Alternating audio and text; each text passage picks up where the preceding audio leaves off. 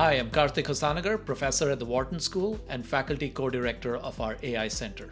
And this is Creative Intelligence, a podcast where we explore the intersection of AI, creativity, and human potential. AI is poised to redesign work and transform the workplace. But what does that mean for each of us?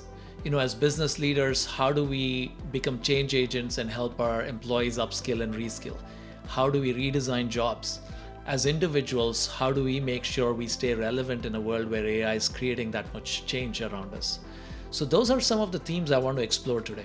Joining me today are two guests who are, I think, perfect for this discussion. With me here is Keith Ferrazzi, who's a New York Times bestselling author who's written multiple books like Never Eat Alone, Leading Without Authority, and Competing in the New World of Work. His latest book is called Never Lead Alone, 10 Shifts from Leadership to Teamship, and it draws from 2 decades of his team coaching experience. And our other guest here is Gautam Tambay, who's a good friend of mine. Gautam is the CEO and co-founder of Springboard, which is a workforce development company which is focused on digital skills, AI, data, UX design, software engineering, and more. The company has learners in over 100 countries. Keith and Gautam, thank you both for joining us. Kartik, it's a lot of fun to be here. Thanks for having us. Yeah, great to see you, Karthik, and great to meet you, Keith. Excited to be here. Well, where I'd like to start off this conversation is just looking at the changes that have been going on in the past 2 or 3 years in terms of how knowledge work gets done and what the implications of that is for skills that the workforce needs to have. I mean, clearly there have been some big changes. Remote work because of the pandemic is one of them. AI is the other big one. And so the theme for today's discussion is, what does a workforce development need to look like in an AI-enabled world? And to kick that off, I'd love to get your perspective, Gautam, because you've been in the market of reskilling for knowledge workers. So what are you seeing in that space? Tell us a little more about the B2C market, which is where the workforce signs up for some of your programs. And also a little bit about the B2B space where organizations might come to your company and start to look at what are the reskilling needs at the enterprise level. Yeah, absolutely. It's been such a fascinating last 4 or 5 years in this space, right? I think 5 years ago, it's kind of crazy to think it's been 5 years. We were entering the pandemic and nobody had any idea what was going to happen, right? And very shortly after that, by the summer of 2020, it started to become clear that um, there is, as people were working remote, as the economy actually was, unlike what a lot of people had thought at the time would tank, it did not. It actually started to really do really well. And what that led to is a very, very significant shortfall of skilled talent, especially around tech, right? And at Springboard, our mission is to bridge the world skills gap. So for us, really, that was a big opportunity, and for us as well as many other online learning providers, and also online learning, which is what we had been doing for a decade, suddenly became more acceptable because everybody saw their kids going to school online and saw that that was kind of okay, right? And so a lot of companies like us that were training people, training workforces, saw massive demand increases in the first couple of years of the pandemic, right? And so I think there was 300% increase across the industry in terms of the demand on the consumer side. And then as we got into 2023, a couple things changed, and at least on the consumer demand side. One was that there was a lot of tech companies especially started to do layoffs. And so there was general concern about whether and how these jobs are going to be needed. And then that was exacerbated by the advent of generative AI, and people were worried, and people continue to be worried about what the future of a software engineering job or a cybersecurity job or a data analyst job looks like. And there's this question of, will there even be an entry level cybersecurity job or data analyst job, which I always find a little funny because anybody in the industry has got to start somewhere. The entry level might change, but there's always got to be an entry level.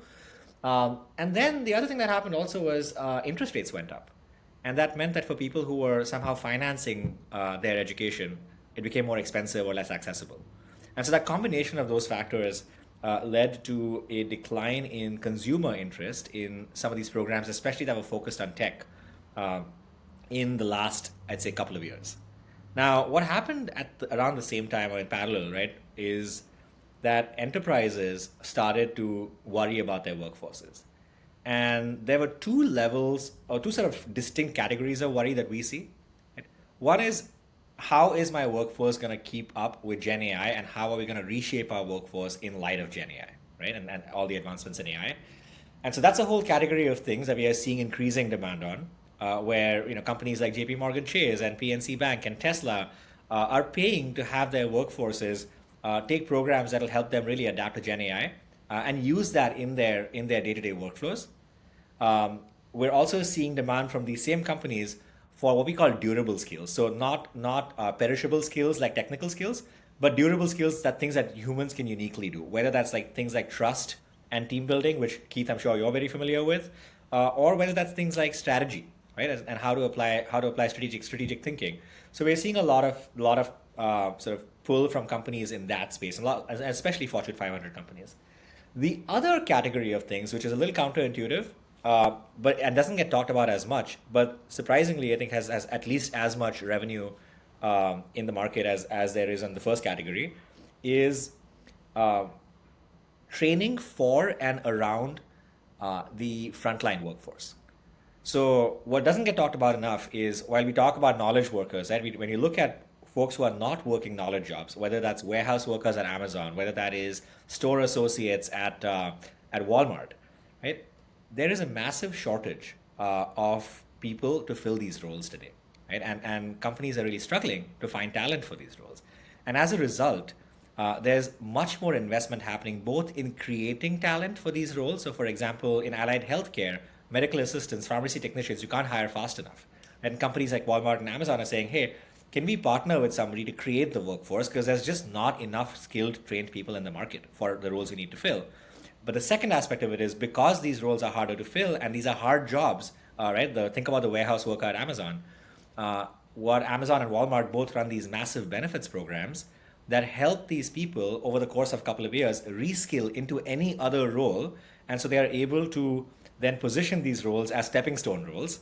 And so it's a benefits program they run to make these jobs, these hard dead end jobs, more attractive to people to come in for a couple of years and then move on to something else. So there's a lot of investment happening to both create talent for frontline roles, but also to reskill talent from frontline roles and give them pathways into something else. Yeah. You brought up this question of the durable skills. What skills will be durable in an age of AI, especially. I'll come back to that theme perhaps a little later in this conversation. I want to maybe pause a minute here to talk about the lull in reskilling. On the consumer side, it makes sense that interest rates go up, it reduces spending. It also makes sense that AI creates uncertainty about what skills will remain relevant in 3 to 4 years, and so makes you hesitant to spend the money. It's interesting to hear you talk about organizations continuing to invest. Not everyone, because we see this in our executive education. Many companies have slowed down, but makes sense that some others are continuing to invest. But what you described was a little more of the top-down approach to reskilling, which is where companies say, okay, I'm going to set aside this budget and then bring in partners like Springboard or whoever, including Wharton Exec-Ed and others, to help reskill. My thesis on this is that this top-down approach isn't enough. And I know, Keith, you've talked about this a lot. In your books, you've talked about this concept of co-elevation and employees elevating each other and so on. Can you tell us a little bit about how that concept might be applied to AI reskilling, which Yeah, is an absolute need today? yeah, I would. So the conversations we've been having for the first 5 or 10 minutes of this discussion have really been around around reskilling of a worker. And I'd like to step back from that just for a moment and maybe span out and ask the question, how has work changed? And how is work changing? And a lot of that has to do really with workflows and collaboration overall, and not necessarily the distinct skilling of a particular worker. And I actually find that there is a lot less appetite and a lot less curiosity than I would have hoped for a rethinking of ways of working. So, for instance, we mentioned the pandemic and what it did for us in giving us an experience of virtual and hybrid work. But then we hear Jamie Dimon and many others being strong advocates for going back to old ways of working that were born almost exactly from prior to the pandemic. And in our research of over 3,000 teams, we have found that despite the experience that we had during the pandemic, only 15% of teams have fundamentally transformed the way in which they collaborate, work, and get things done. So let me maybe give you three different vantage points. One of them is I do believe that we should have learned how to reskill collaboration in itself. The reality is that if you're sitting in a meeting of 12 people, only 4 people think that they're heard. If you start to use the collaborative work stacks that are available from Google Workspace, Microsoft Teams, and others, you move to a much more inclusive, bolder, psychologically safe ways of collaborating that don't rely on meetings as the primary form of collaboration. And unfortunately, as I said, only 15% of teams have scratched the surface. We move from boardrooms to Zoom rooms and back to boardrooms again, and we think that we've done our job and we're back to normal. So that's one perspective that perhaps we can have a conversation on, which is how has collaboration in work changed? How should it change? Relative to AI, there's really two perspectives there. One of them is, how is AI changing the way we team and collaborate? I find that a very interesting question that only very recently companies like Microsoft and others have been looking at, because they're trying to sell a collaborative suite and they're trying to introduce agents of AI into that collaborative suite. And not nearly enough research or investigation has been done as to, well, how does a team work when it's working in conjunction with agents? What does that look like? How does that reconfigure the way we show up on a day-to-day basis? But then maybe to Gautam's points, reskilling actual roles in partnership with AI is its own thing as well. Like, how does a role change? But not just focusing on the role, how do you step above that and how do you reskill workflows? So it's one thing if, a lot of companies right now are asking, I have a role and now I'm curious how that role will adopt generative AI tools in this new world of work. But the more advanced companies are saying, I don't even care about this role. Let's step above it. How do we re-engineer workflows all together so that this role may no longer even be needed, as opposed to just re-engineering the role with a generative AI partner? How do we re-engineer the workflows? So I just wanted to put maybe a series of conversations on the table. We started out by talking about skills transformation and skills upgrading. I think there's an entire genre of conversation which is around collaboration and workflows and how AI will partner with that to re-engineer everything we know today in terms of what is work. Now, I don't know if I answered the question. I just positioned it, slightly differently. I'm happy to double click into any of those. Yeah, look, I think what you're saying about the nature of work changing is definitely very real, and nobody fully understands what it'll look like in 5 years. And one can speculate, of course. And in fact, we've done some research where we've looked at, for example, people's collaboration with AI and agent-based systems, and we've looked at how, sometimes if you design the human AI collaboration, the new workflow, as you put it, if you design it incorrectly, you may see increases in productivity, like reduced time to complete a task, but you might end up with situations where worker satisfaction goes down. You might end up in situations where the end quality of work is affected.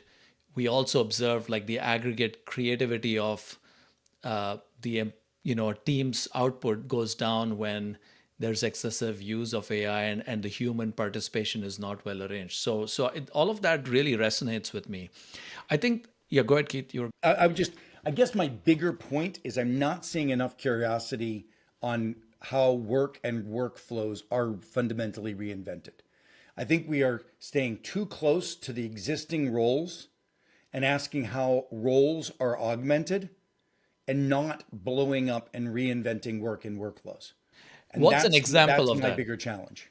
Yeah, in your mind, what's an example of what it will look like, or do you have a Yeah, I mean, strong point of view I'm on that? scratching the surface on something right now. I'm meeting with a group of CIOs and CHROs at the TED conference this year.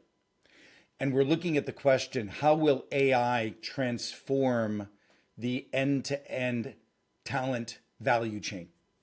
And just for simplicity's sake, let's look at the hiring process for a second, right? So you used to have a hiring manager somewhere down in an organization. And there's a number of things that person would do, from creating a job description and figuring out what job boards to put them on, etc. The reality is that AI will be more effective at doing the entire front end of this with nothing more than a person who probably is the business, the hiring manager, editing the process. So they'll edit the job description, not create it. They probably won't even need to edit what job boards it's posted on. The first screening will be done without them. The scheduling of the candidates will be done without them. In fact, there was a hiring manager that did all that work. I don't think that hiring manager needs an AI partner. That role is going to be done by AI, right? Now the question is, you could even argue, what is the role of AI in the interview process? Prompting questions, guiding individuals based on resumes and experiences, depending upon the level of skills. And this is where Gautam can probably comment on this, a skills-based inventory of a person and their experiences. That will actually tease out a set of questions that has to happen. All the way to, once the person, now a decision is made, the onboarding process, the AI coach should bring them the whole way there. They should be doing tours of the experience and meeting their coworkers all through AI before they even show up to work, right? So you look at that end-to-end experience, there's a lot fewer hand-holding human touches in that hiring process. And everything I've just talked about is approachable within the next year. And I think that's just and that might not even be one of the most end-to-end robust re-engineerings of workflows, but I'm just giving you a little example on how an entire HR role that used to exist, or maybe two of them would exist, doesn't even exist anymore. Gautam, what are you thinking? Yeah, I have. So it completely resonates, right? That workflows need to be re-engineered instead of job families. And I have a hypothesis as to why we're not seeing that yet, right? And that's sort of based in what we see when we go to reskill people. The average, a lot of these redesigning of workflows is going to happen with people who are intimately familiar with today's workflows. And because you sort of need to go from point A to point B, you need to understand A reasonably well, not necessarily all the steps, but the outcomes and the reasons you have that flow. And a lot of the people who are working at that level in these organizations if you ask them about, hey, is AI going to change everything? They'll say yes. And you ask them how, and they're like, we don't know, because we've tinkered with ChatGPT, but I don't really know what an agent is, and I don't know what it can do. And so I think for that re-engineering of workflows to happen, Keith, there's going to be a degree of upskilling that needs to happen that creates comfort and exposure to what exists and what's possible that I don't think exists today in, down at the layers at which this re-engineering needs to happen, because you can't have a bunch of executives sitting in a boardroom and re-engineering workflows like 3 levels down and be successful. Yeah. Right? And those people have gotten on the train, but people 3 levels down need to have the right exposure and the right amount of upskilling. I just wrote a piece in Forbes on this topic, in that back in the day of the 80s, when I was growing up playing the role of an industrial engineer in manufacturing, we had this thing come along called TQM, Six Sigma. And for us to figure out how to create a movement of people who wanted to re-engineer their workflows down at the front line of manufacturing, we ended up coaching and training up black belts of Six Sigma. And these black belts ended up being the strongest evangelists of their peer-to-peer coaching. They were the role models that figured out how do you get it done. They showed outcomes. And then with that, they could be the best teachers, right, of their peer group. I think that's what we're missing right now. I think we're missing the black belts of AI. And what I've done with organizations where they've then listened to this, we've gone into a company where we've said, take a role that you think should be most re-engineered with AI. And the call to action of the hundreds of people in that role is who's doing something you think is radically innovative using AI tools. And we generally find that maybe 5%, 10% at most raise their hands and volunteer something, half of which is actually interesting and half of which isn't. But then you bring those people together who are avant-garde and leaders in that particular role, have them start to coach each other to level each other up. Now you're talking about the creme de la creme of the AI specialist in that particular role. In about a month, those folks will be your AI black belts, right? And they will start to be able to show a way to transforming everyone else in a very practical way. So I think, the idea of making sure that your entire workforce has an acumen, I think that's appropriate. But I also think, like most change management, you find the SWAT team that's going to be your black belts, and you start to make them the tipping point. And once you can figure out what it looks like there, I think it's easier to scale from there. Yeah, I agree.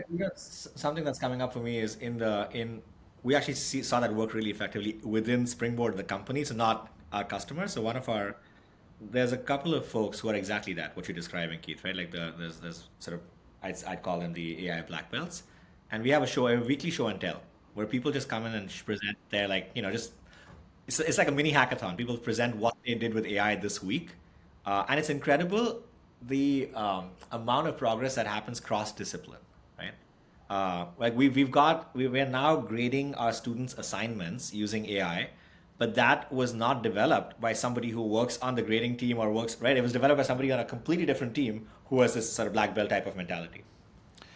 By the way, this is something we see a lot. So, we've been doing a lot of AI executive education and reskilling and so on. And in fact, internally at Penn as well, we've been looking at, how do you have thousands of employees reskill, upskill around AI? And one of the few things that we see observing is where instead of it being pushed by IT, here's what we want you to use, where colleagues inspire each other. In a monthly meeting, a colleague actually takes 10 minutes to showcase how they're using some AI tool for their workflow. It both inspires colleagues, but also sometimes helps create a library of tools that we could be using, even library of custom GPTs in the organizations that have been created that others are using. So this whole idea of, some of the AI's reskilling and upskilling could happen through teams helping and elevating each other, I think is a really important point that we're seeing is working quite well at And many I think that organizations. requires more research and investigation. So, we can say the peer-to-peer sharing is a really powerful area. I think diving deeper into that and finding the best practices, how do you make that work? What's the cadence of the sharing? Once somebody shares, how do you turn them into an evangelist? How do you teach people to be better evangelists? I mean, I think that's a really important spotlight to put on that body of understanding, because I do feel that we're too traditional in how we think about transforming skill sets. We just believe that if you teach people something, they can go out and do it. So, and I feel like we've really got to understand the how do we accelerate the informal learning process, which I'm excited to hear. At least the three of us seem to have some agreement that there's a lot of value in that. Yeah, I think the informal peer-based learning process is important, no doubt.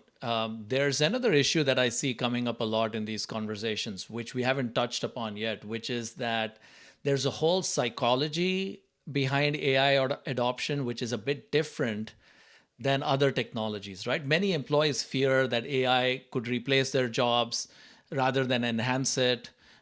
There's sometimes this fear that I'm being asked to use AI, and in a matter of months, I will provide the data and train an AI system to replace me. So, a question I have for each of you, and a slightly different question for each of you. I think for Keith, I'd ask you, how can leaders help shift the mindset so that workers see it as an opportunity rather than a threat, and how can it be genuine, in fact, when they approach it that way? I think the only genuine thing that we can say to people, and this is now probably more overused and hackneyed, in your job is not going to be replaced by AI. You will be replaced by somebody who's fully AI enabled.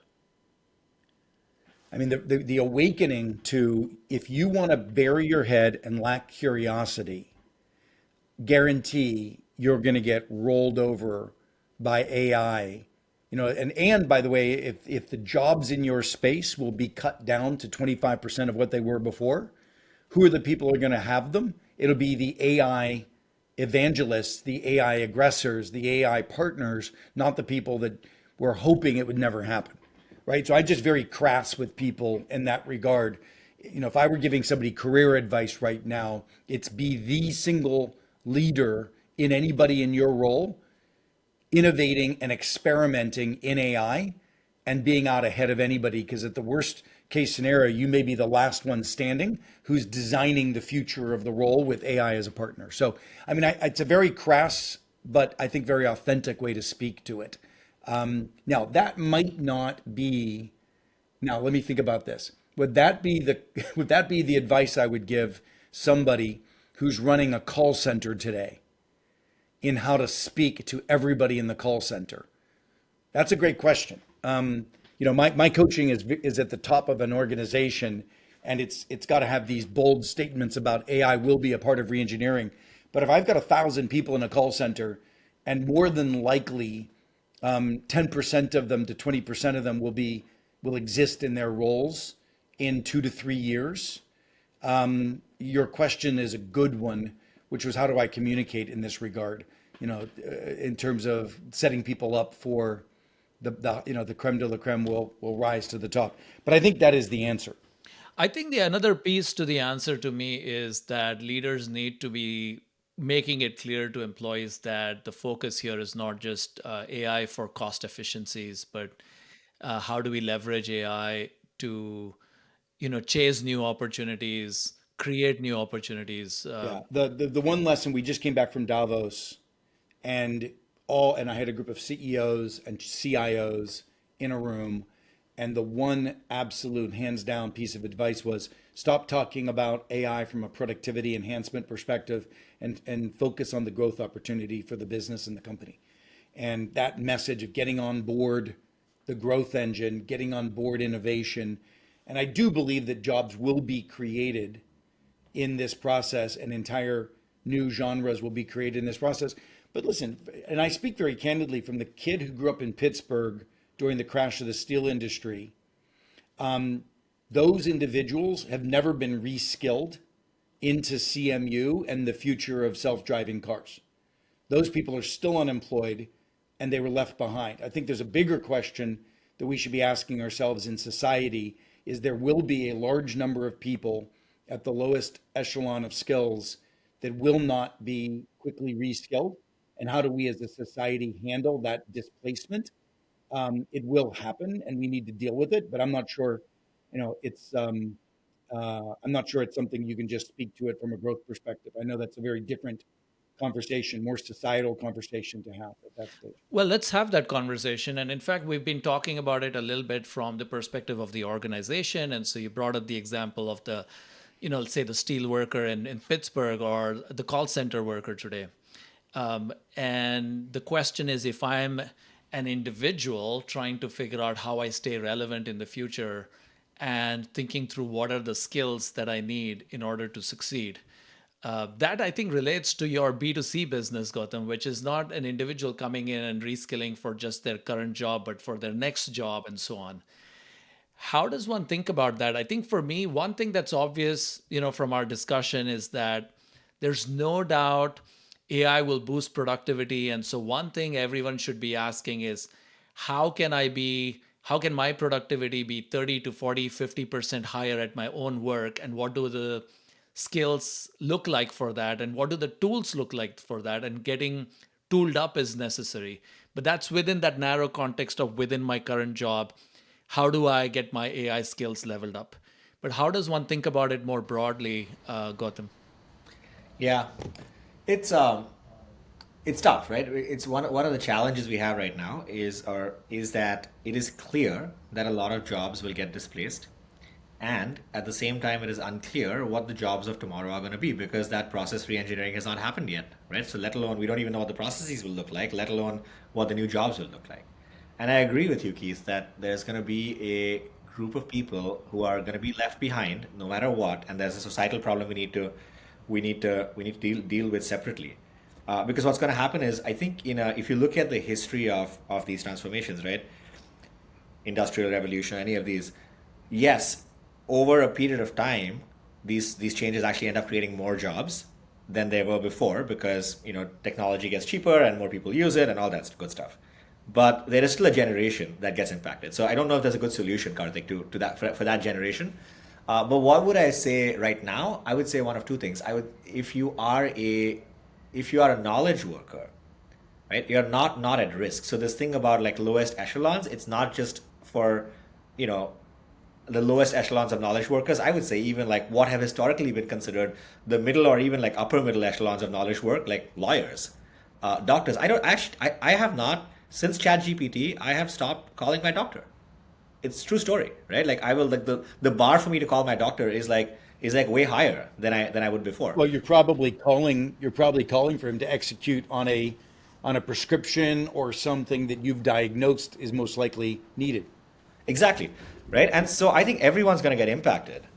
Um, and so I think that so if you're a knowledge worker, the best thing you can do is to just be just to get accustomed to and be as well versed with these AI tools and developments as you can, so you are likely to be one of the last people standing. If you're not a knowledge worker, actually you have options because there are massive pockets of demand for talent that are unfilled, that are jobs that are not going to get automated, right? One of the things that we are looking at very closely is the allied health market, where jobs like medical assistant, pharmacy technicians, there's huge unmet demand for these roles, and there's just not enough people. And if today I'm a call center worker, can I go instead become a pharmacy technician and then over time have a pathway in the medical field where there are more jobs that are not going to get automated versus my call center, right? So that's what I would be looking at.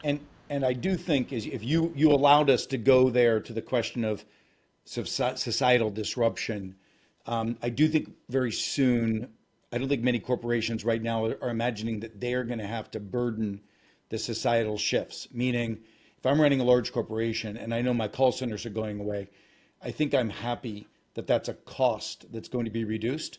Maybe we have to start worrying about the expense of the technology itself, which a lot of people aren't really figuring in. I was the keynote at a Gartner Group event recently, and Gartner was reminding people the expensive nature of these tools that they're bringing on board. And I know that we're very happy about outsourcing some of this to technology, but it can be quite expensive. Putting that aside, at a level of a leader trying to think about the disruption, I think at some point we are going to have to ask the question, what is the job of the corporation in the disassociation and some of that, other than just paying taxes and hoping that our government will take care of people? We know that that's not going to be an effective way. We know that our government political systems won't get their crap together enough to really address things like universal basic income and whatever may be needed for this layer to deal with.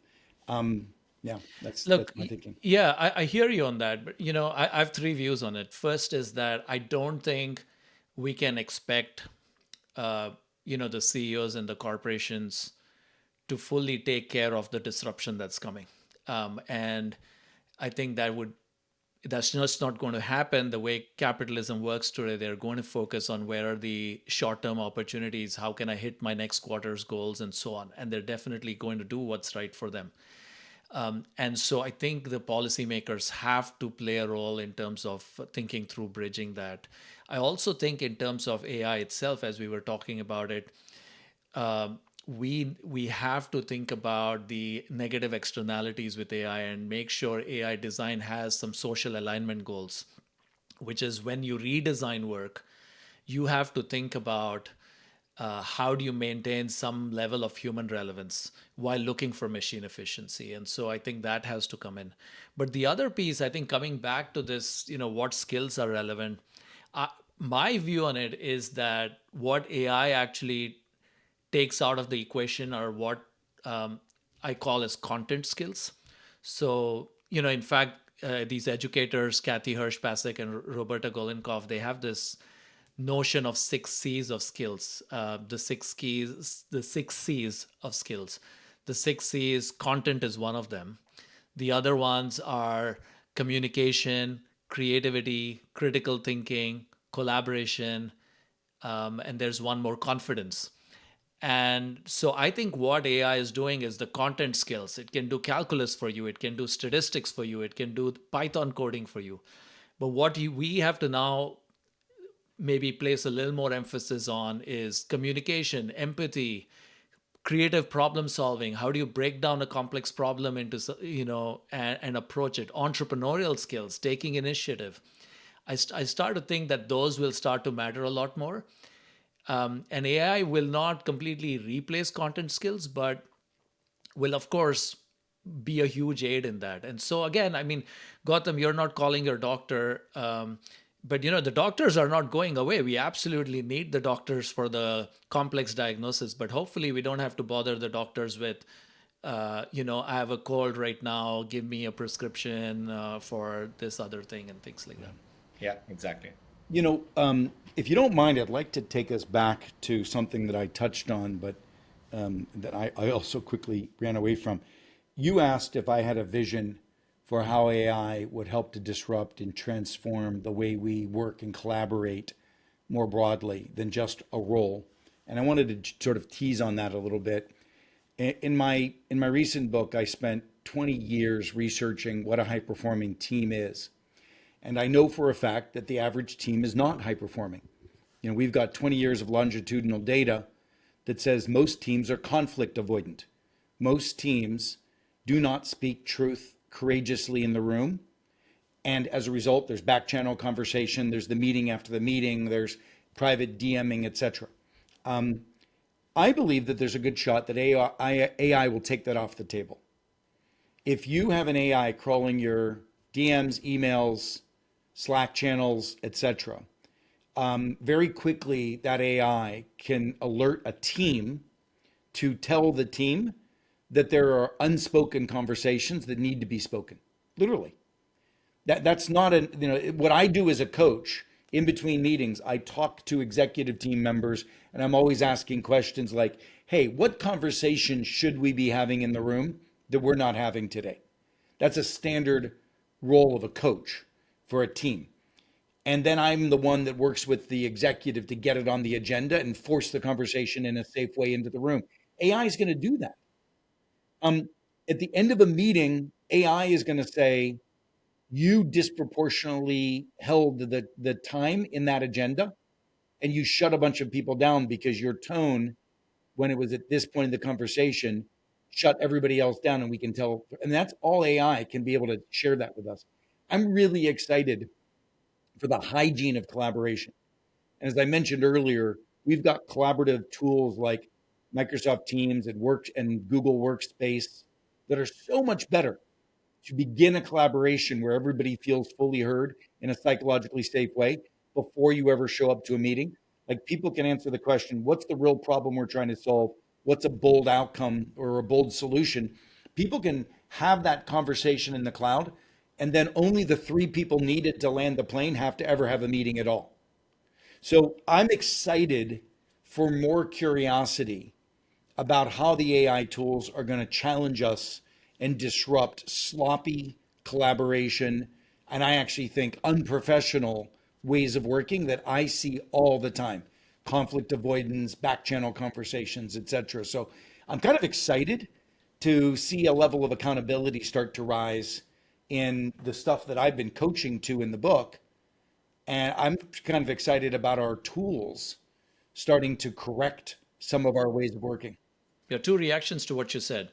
One is some of these tools already exist. Like, for example, I'm an investor in a company called Kindred Minds.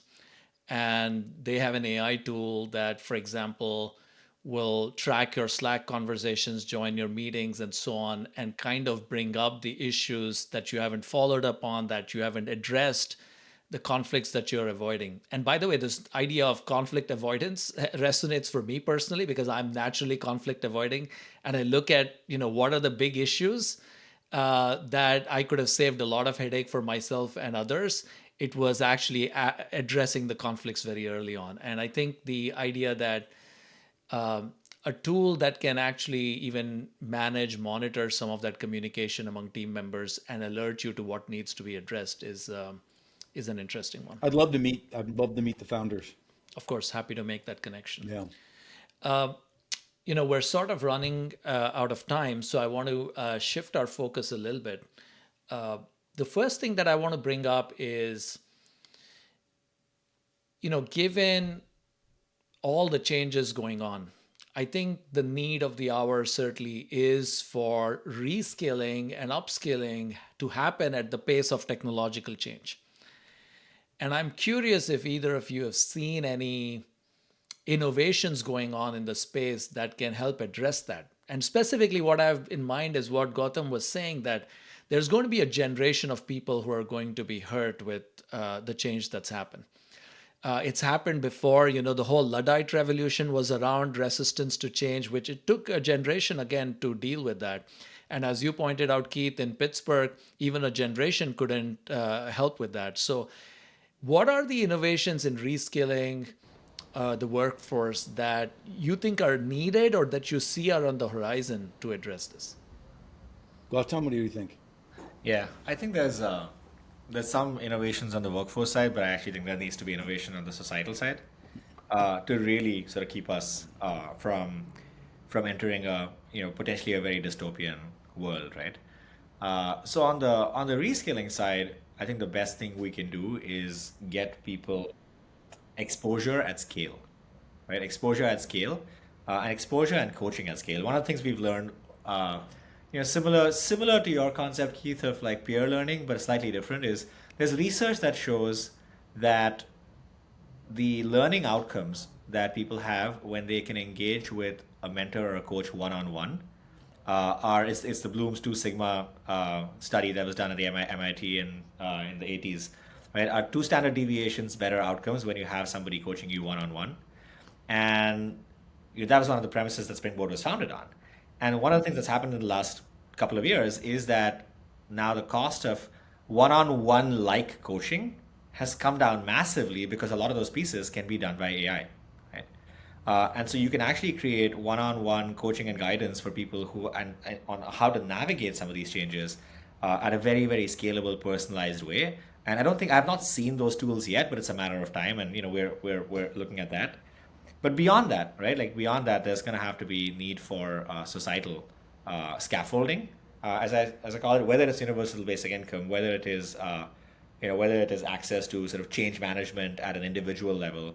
There's going to be need for societal scaffolding because I don't think we get through this without something like that, and don't end up with some sort of revolution or civil war. Yeah. Well, I don't want to end on that note. So I want to end on maybe what are some ways in which we all have agency in this. So I want to ask you both, what is the one piece of advice you want to leave our listeners with? Whether it's a senior leader thinking through workforce development questions, or it's an individual who's anxious about what AI means for them. One of the best pieces of advice I got recently in a very different context, right? I was actually in a leadership kind of development workshop. But one of the best lines that stuck with me is when you get activated being upset, angry, anxious, any sort of like strong negative emotion, can you get curious instead? And I think that's going to serve us really, really well through this time, because there's going to be, in moments of uncertainty and change and rapid developments, which is all going to happen at a societal level, at an organizational level, at an individual level, there will be a lot of negative emotion that's going to come up for everyone. And in those moments, can we pause and get curious instead? as to what's really going on for me, what's really happening over here, what can I learn? And if we can elevate ourselves to that place, which is, I'll be the first one to admit, not easy. I screw it up all the time, right? But if the more we can do that and the more we can support people to do that, the better we will do as a society. So just curiosity is my one word. Yeah. I have two. One of them is, and it sounds a little wrong-headed for the times we're in, but one is patience. I think if you have more patience with yourself, I'm 58 years of age. I'm not the one that leans into figuring out how to reprogram my remote control. That's not me.